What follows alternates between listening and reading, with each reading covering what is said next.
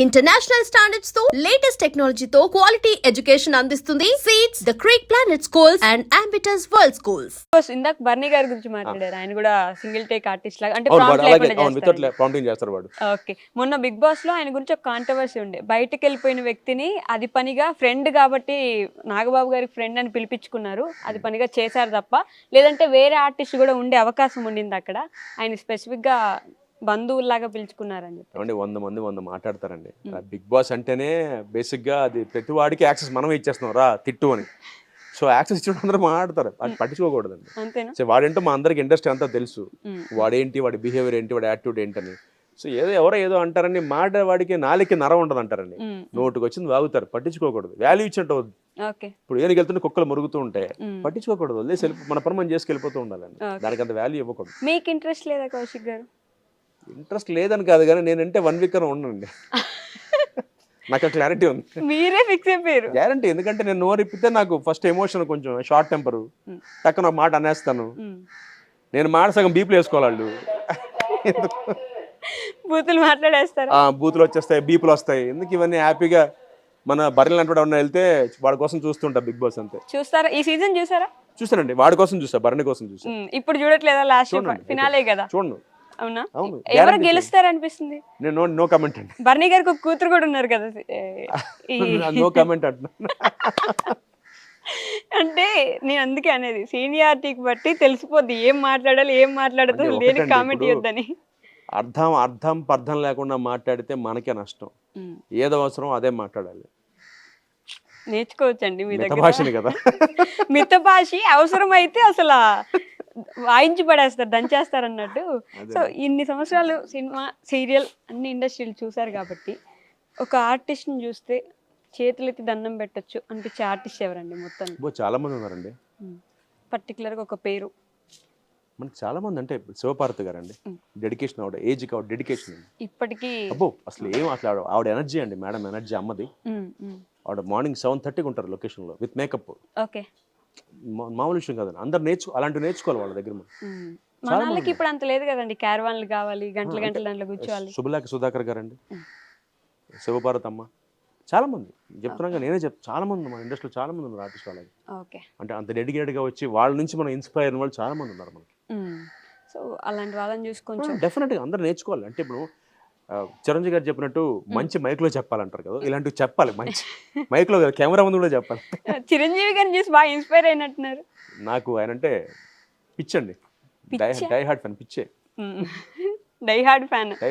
మీరు ఒక యాక్టర్ అయ్యి ఉండే ఆయనకి అంటే I look up to him అండి. అంటే ఇప్పుడు ఫస్ట్ పాయింట్ అండి, ఇవాళ నేను ఈ స్థాయిలో ఉన్నానంటే, అంటే ఎప్పుడైనా ఒక సీరియల్ రాకపోయినా, లేకపోతే గ్యాప్ వచ్చిన కెరియర్లో, వెంటనే ఆయన గుర్తు చేసుకుంటా. ఆయన ఎన్ని కష్టాలు పడ్డాడు పాపం, ఎవరు లేకుండా, ఏ బ్యాకింగ్ లేకుండా ఇండస్ట్రీకి వచ్చి మెగాస్టార్ అయ్యాడు కదా, మనం ఎంత. సో అలాంటి వాటికి నాలాంటి ఎన్నో కొన్ని వేల మందికి ఆయన ఇన్స్పిరేషన్ అండి. ఇవాళ మీరు చూడండి, ఏ కొత్త డైరెక్టర్ని తీసుకున్నా, ఏ కొత్త ఆర్టిస్ట్ని తీసుకున్నా, ఫేవరెట్ నేను చిరంజీవి అండి. అంటే అదొక ఉండిపోయింది, అదొక బ్రాండ్.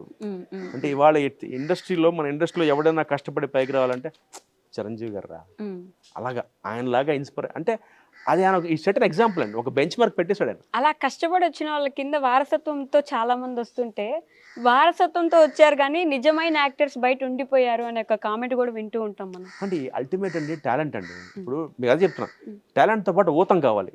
ఇప్పుడు నేను డైరెక్ట్ అవ్వడానికి నాకు రాధాకృష్ణ గారు ఎలా అయితే ఊతం ఇచ్చారో, అలాగా వారసత్వం లేని వాళ్ళకి ఒక ఊతం కావాలి. అలాగే అట్ ది సేమ్ టైం వారసత్వం ఉన్న వాళ్ళకి ఊతం కావాలి. ఒక సినిమానే వారసత్వం. ఇప్పుడు నేను ఉన్నానండి, నాకు సినిమాలో అవకాశం హీరోగా రావాలంటే నేను కష్టపడాలి. చిరంజీవి గారు లాగా ఆయన అంత కష్టపడ్డారు. చిన్న క్యారెక్టర్లు చేసి ఒక 50 సినిమాలకి ఆయన బావమరిది, తమ్ముడు, విలన్ చేశాక ఆయన ఖైదీ వచ్చింది. అదే ఇప్పుడు ఎగ్జాంపుల్ ఆయన అబ్బాయి Ram Charan, first cinema orange ఎందుకు వచ్చింది? చిరంజీవి గారు అబ్బాయి, అక్కడ దాకా వెళ్ళిపోతుంది. ఆ తర్వాత ఆయన కష్టమే. వాళ్ళు రామ్ చరణ్ గారు గ్లోబల్ స్టార్ అంటే అది చిరంజీవి గారి అబ్బాయిగా ఆయనకి ఎంత వచ్చిందో ఫస్ట్ సినిమాకి, ఆ తర్వాత అంతా ఆయన కష్టమే. వెనకాల ఉంటుంది, అది వేరు. బట్ ఫర్దర్గా డెవలప్మెంట్కి ఆయన సొంత కష్టమే. వాళ్ళ బన్నీ గారు కానీ, రామ్ చరణ్ గారు కానీ, వీళ్ళందరూ పైకి వచ్చారంటే కష్టపడ్డారండి. కానీ తిట్లు కూడా బాగానే తింటారు, ఎక్కువ ఏమండి తిట్లు తింటారు, కాంట్రవర్సీస్ లోకి వెళ్తారు. అది పక్కన పెడితేనండి వాళ్ళ కష్టం చూడాలి మనం. ఇప్పుడు వాళ్ళు మనకి ఇప్పుడు నాకు ఆయన అన్నయ్య కాదు, నా బావమరిది కాదండి, నాకు ఎందుకు అవన్నీ? I'm inspired by them. Yes. Chiranjeevi garu, Bunny గారు, రామ్ చరణ్ గారు, మహేష్ గారు, జూనియర్ ఎన్టీఆర్ గారు, వీళ్ళందరూ ఇన్స్పిరేషన్ అండి. అంటే ఇలాంటి యాక్టర్స్ వాళ్ళకి బ్యాకింగ్ ఉన్నా కూడా అంత కష్టపడుతున్నారు. ఎగ్జాక్ట్లీ 3 తరాలు తిని కూర్చున్నా కూడా ఏం చేయలేదు వాళ్ళు. మూడండి 50 తరాలు కూర్చున్నా పర్లేదు అది. స్టిల్ అంటే ఏంటి, మనం ఆడియన్స్ని ఇంప్రెస్ చేయాలి. చిరంజీవి గారు 70 ఏళ్ళు అండి ఆయన, ఎందుకంటే ఆయనకి ఇంకా డైట్ చేస్తూ అంత స్లిమ్గా ఆయన ఇప్పటికి ఎవరు నమ్ముతారండి? నాకు నా 5వ క్లాస్లో నేను చిరంజీవి గారిని చూస్తున్న ఫీలింగ్ నాకు. ఆయన ఇప్పుడు శంకర్ ప్రసాద్ గారు ప్రెస్ మీట్ లో ఆయన ఫొటోస్ చూస్తుంటే నాకు ఇంకా గుర్తు, నాకు ఆయన నా మ్యాట్నీ ఐడల్. నాకు అలా ఉండిపోయండి. గరణమ్మవుడు, గ్యాంగ్ లీడర్ చిన్నప్పుడు సినిమాలకు వెళ్ళి నేను ఐఎమ్ 45 అండి ఇప్పుడు. నేను I'm talking about 35 years back. అంటే ఆయన ఏజ్ సగం, ఇప్పుడు 70. అంటే 35 ఏళ్ళు అప్పుడు చిరంజీవి, ఇప్పుడు నేను చూస్తున్న ఫీలింగ్ ఉంది నాకు. అవునా? నేను టైంలో వెనక్కి వెళ్ళిపోయిన ఫీలింగ్. అదేంటి నాకు 45 ఏళ్ళు కదా, ఆయనకి ఇంకా 35 ఏంటి అంటే ఆయన కాస్ట్యూమ్స్ కానీ, ఆయన గెటప్ కానీ, అంటే అది ఇన్స్పిరేషన్ తీసుకోవాలి మనం. కానీ శంకర్ వరప్రసాద్ కి మంచి ట్రోల్స్ వస్తున్నాయి కదా, అసలు ఏంటి ఆ క్యారెక్టర్, ఏంటి ఆ సాంగ్స్ ఏంటి? ఏమంటే చెప్తున్నా కదండి, ఏడ్చేవాళ్ళు ఏడుస్తూనే ఉంటారండి, అది నవ్వే వాళ్ళ అదృష్టం. ఆయన యాక్టింగ్ అప్పుడు పీక్ ఏజ్ లో చూసుంటే ఒక మాట కూడా. ఇప్పుడు ఒకటండి, మనకి ఫస్ట్ పాయింట్ అంటే ఆ మనిషి ఒక ఇన్స్పిరేషన్ అండి. ఆయన అక్కడ ఉన్నాడు, మౌంట్ ఎవరెస్ట్ కింద నుంచి 100 మాట్లాడతాం, తలెత్తేగా మాడాలి, ఆయన అక్కడే ఉంటాడు. ఆయన తొనకడు బెనకడు, అసలు ఆయన పట్టించుకోకలేదండి. ఆయనకున్న స్థాయి ఏంటి, ఆయన పడ్డ కష్టం ఏంటండి. ఆయనకున్న స్టేచర్కి బేసిక్గా అసలు మాడే అర్హత నాంటివాడికి లేదు. నిజం చెప్తున్నానండి, ఆయన గురించి కమెంట్ చేసే అర్హత నాకే లేదు. కాదండి 30 ఏళ్ళ ఇండస్ట్రీలో నాకే చిరంజీవి గారి గురించి ఒక మాట కమెంట్ చేసే అర్హత లేదు నాకు. 36 years ఇండస్ట్రీలో ఉండి మీకే అవకాశం లేదంటే, అర్హత లేదంటే ఎందుకు లేదంటే that is Chiranjeevi. Is a pinnacle అండి, ఈజ్ సమ్వేర్ మౌంట్ ఎవరెస్ట్. ఆయన చూడాలి, ఎంజాయ్ చేయాలి, అంతవరకు నోటుకు వచ్చింది వాక్కూడదు, ఎందుకంటే ఆయన అంతే. మీరు మాట్లాడుతూ ఆయన 35 years లా అనిపించారన్నారు కదా, కానీ మీరేదో వయసు వెనక్కి వెళ్ళిపోతున్నట్టు కనిపిస్తున్నారు. ఏం తింటారండి, అంటే ఫుడ్ ఏం తింటారు ఒక రోజులో? ఏం మామూలు, నేను బేసిక్గా వెజిటేరియన్ అండి, అంటే ఎగ్ తింటాను. ఎగిటేరియన్ అనొచ్చు, ఓకే ఎగిటేరియన్ అండి. మార్నింగ్ పూట మామూలుగా బ్రేక్ఫాస్ట్ హెవీగా చేస్తానండి, లంచ్ తక్కువగా తింటాను, రైస్ డిన్నర్ మితంగా తింటాను, అంతే. ఇంకా సీక్రెట్ లేదండి. వాకింగ్ చేస్తాను, బ్యాడ్మింటన్ ఆడతాను. ఆడతారు, అదే మార్నింగ్ రాజు లాగా తిను, మధ్యాహ్నం సేమ్ అది ఫాలో అవుతాను నేను. బ్రేక్ఫాస్ట్ మాత్రం చాలా హెవీగా తింటాను. రైస్ తింటారా అసలు? తింటానండి, రైస్ తింటాను. అంటే ఈ మధ్య ట్రెండ్ కదా. లేదండి, శుభ్రంగా తింటాను. ట్రెండ్ నేను ఫాలో అవను, ట్రెండ్ సెట్ చేస్తాను నేను. అసలు ఇంటర్వ్యూ ఎండ్ చేసేయచ్చు మనం. కౌశిక్ గారు, నిజంగా చెప్తున్నా, మీరు 36 years ఉన్నారు కదా, ఇంకో 20-30 సంవత్సరాలు మిమ్మల్ని ఇలా చూస్తుంటేనే నాకు హ్యాపీగా ఉంటుంది. అంటే మీలాంటి తెలుగు వాళ్ళు ఉన్నంత వరకు తెలుగు ఇండస్ట్రీ అలా బాగుంటుంది. ఒకటే కోరికండి, మన తెలుగు ఎలా అయితే పక్క రాష్ట్రాల వాళ్ళు వాళ్ళ కల్చర్ వాళ్ళు అంటున్నారు, నేను అలా కూడా అనట్లేదండి. మనం తింటూ పక్కవాడికి పెడదాం అంటున్నా, అంతే.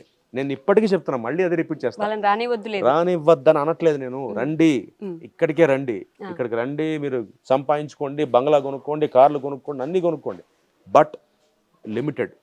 సీరియల్కి 2 అంతే. మన ప్లేట్లో పరమాణం పెట్టుకుని మనం తినుకుని ఆడగొట్టించినట్టండి బాబు. ఫస్ట్ మనం కదా టేస్ట్ చేయాలి. అది ఛానల్స్ ప్రొడ్యూసర్లు అర్థం చేసుకోవాలి. ఇప్పుడు ఎంత నేను వాగినట్టే ఉంటుంది, కౌశిక్ గడ వాగుతున్నారా అంటారు. పాయింట్ అది కాదు కదా, అంటే అందరూ ఫీల్ అవ్వాలండి, ప్రతి తెలుగువాడు ఫీల్ అవ్వాలి. So thank you so much. Direction లో దిగారు కాబట్టి ఇలా డైరెక్షన్ చేసుకుంటూ చిరంజీవి గారి దగ్గర అట్లీస్ట్ అసిస్టెంట్ డైరెక్టర్ గా మీరు వెళ్ళి పని చేసినా చెప్పాలి. రేపు పొద్దున నిజంగా అవకాశం వస్తే ఆయన దగ్గరికి వెళ్తానేమో కథ తీసుకుని. తెలీదుగా. Thank you so much Kaushik గారు.